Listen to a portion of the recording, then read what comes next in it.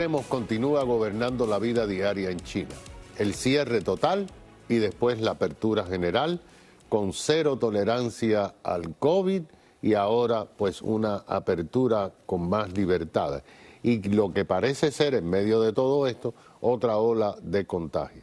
Hay una apertura general y ahora el mundo se ha involucrado.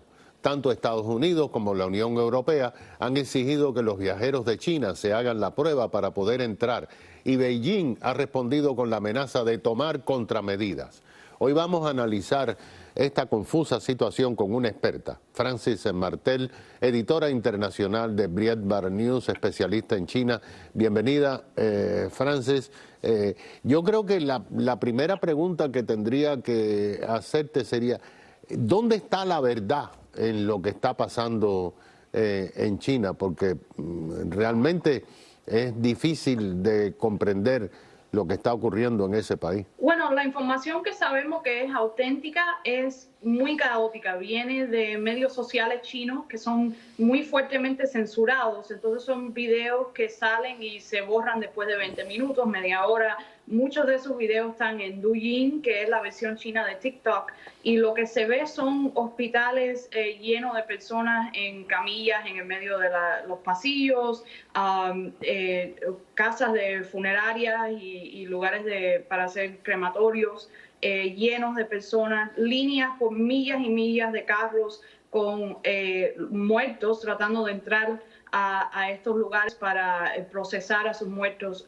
Entonces es un horror, es algo muy horroroso, pero también no, cuando vemos las estadísticas del gobierno chino, no pega con la realidad que estamos viendo desde la perspectiva de los ciudadanos chinos dentro de los medios sociales. Lo que estamos viendo es que ahora, por ejemplo, China ha tomado varias acciones producto de las protestas, lo sabemos, pero la Unión Europea y Estados Unidos dicen el único país que necesita hacerse pruebas para entrar en nuestros países es China. Ahora los chinos se han ofendido, dicen que van a tomar contramedidas, pero ¿qué pueden hacer? ¿Y por qué tanto Estados Unidos como la Unión Europea están presentando ese panorama que tú estás describiendo, pero que no es el panorama oficial? Bueno, lo único que puede hacer el gobierno chino es lo que estamos haciendo nosotros, obligar a los ciudadanos extranjeros a tomar sus pruebas de COVID antes de entrar al país o bloquear a ciudadanos de ciertos países de entrar a China. Pero ya eso el gobierno chino lo estaba haciendo, especialmente con periodistas y disidentes, personas que el gobierno sabe que son opositoras, no los dejan entrar, o si los dejan entrar, los detienen. Entonces no hay nada, es una amenaza bastante vacía de esa perspectiva. Lo que sabemos es que los gobiernos extranjeros están respondiendo a lo que está diciendo la Organización Mundial de Salud, que ha abiertamente acusado al gobierno chino de no documentar verídicamente el número de casos de COVID que hay en el país. Esto es algo muy diferente a lo que vimos en el 2020 y en el año 2021, donde la Organización Mundial de Salud defendía al gobierno chino y le ponía presión a los gobiernos extranjeros para admitir a ciudadanos chinos. Este año lo que ha hecho la Organización Mundial de Salud es decir, el gobierno chino no nos está dando los datos suficientes para nosotros poder decir con confianza que deben de no restringir la entrada de ciudadanos chinos. Eso es muy diferente a lo que hemos visto en el pasado. Desde el punto de vista de la economía, porque incluso el dictador ha mencionado que era necesario abrir ya China porque estaba afectando la economía. Ellos dicen que están creciendo, creo que un 4% el año pasado, pero la realidad son otras y hay compañías americanas que ya están sufriendo. ¿Qué sabemos de la economía de China? Porque eso nos afecta a nosotros directamente. Claro, la economía china está en una situación muy difícil. El evento singular que causó que el gobierno cambiara su póliza de COVID fue un caos que se ocurrió en la fábrica de iPhones en Hsinchu, que es la fábrica más grande de iPhones en el mundo. Trataron de detener a todos los trabajadores de esa fábrica dentro de la fábrica, obligarlos a vivir dentro de la fábrica para prevenir, supuestamente prevenir que se contagiaran de COVID. Y lo que pasó fue que salieron corriendo, cientos de trabajadores salieron huyendo, corriendo. Hubieron muchos otros que atacaron a los oficiales de Foxconn, que es la compañía que mantiene esa fábrica, y fue un evento muy violento, duró como un mes donde nadie estaba fabricando iPhones en esa fábrica, y lo que ha causado es que Foxconn y Apple han empezado a invertir en fábricas en la India, en Vietnam, en Tailandia. Están buscando una salida de China, y eso es muy grave para el Partido Comunista. Esta semana el régimen chino también envió decenas y decenas de aviones militares para amedrentar a Taiwán. ¿Esto es para consumo interno de China, para los Estados Unidos, para Taiwán?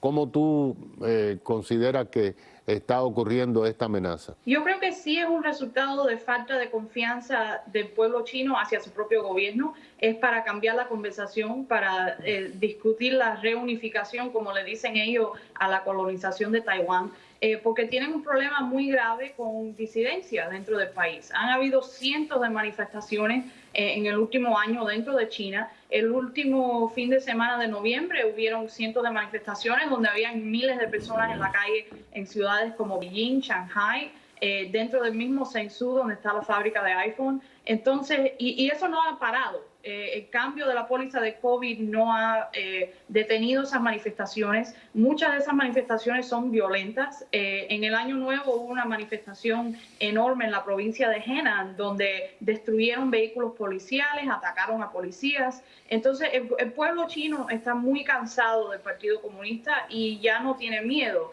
Y entonces, hablar de Taiwán, amenazar a Taiwán cuando el Partido Comunista de verdad no tiene un plan para invadir y colonizar a Taiwán, yo creo que es cambiar la conversación para ver si pueden bajar la temperatura un poco de su propio pueblo. Estas protestas ya no tienen que ver con el COVID, ahora tienen que ver con democracia y con libertad, ¿no? 100%. Nunca tuvieron que ver con el COVID exclusivamente. Yo creo que las pólizas de COVID causaron un sentir de desesperación que hicieron muchos ciudadanos chinos sentirse como que ya no tenían otra manera, no podían expresarse en la internet, no pueden criticar el gobierno pacíficamente. Y entonces hubieron manifestaciones donde atacaron a policías, donde destruyeron vehículos. Y eso, yo creo que esa desesperación es parte de la póliza de la pandemia. Pero el mensaje de esas manifestaciones era una de libertad, era en contra del comunismo y del Partido Comunista, y específicamente en contra de Xi Jinping, que ha sido un presidente desastroso del punto de vista de gobernar, de cosas básicas como el estado del sistema de salud, las carreteras, las escuelas. Xi Jinping no se ha dedicado a lo que es lo más básico de gobernar, y ese fue el centro de la manifestación el año pasado. ¿Qué tú pronosticas para ya a comenzar el año 23? Definitivamente este individuo es un dictador y va a eliminar a los opositores dentro del partido, me imagino, pero también pueden tomar medidas como lo de Tiananmen y lo que han hecho en el pasado, y esto puede crear más problemas en China. Sí, absolutamente. Y yo quiero hacer un énfasis en esta ola de muerte que estamos viendo dentro de China. Ya aquí en los Estados Unidos hemos tenido la experiencia de tener variantes de COVID de Omicron y de otras variantes, y no hemos visto ese nivel de horror, ese número de muertes, de descontrol dentro de los hospitales. Y entonces, para mí eso causa ciertas preguntas. Hubieron manifestaciones enormes a fines de noviembre y 2 semanas después hay miles de muertes inexplicables. Y esto es un gobierno que ahora está cometiendo genocidio. Entonces, yo creo que hay muchas preguntas sobre quién se está muriendo y por qué. Y en el próximo año, desafortunadamente, yo creo que vamos a ver mucha violencia dentro de China de parte del Estado, pero yo creo que también las manifestaciones van a volver más desesperadas.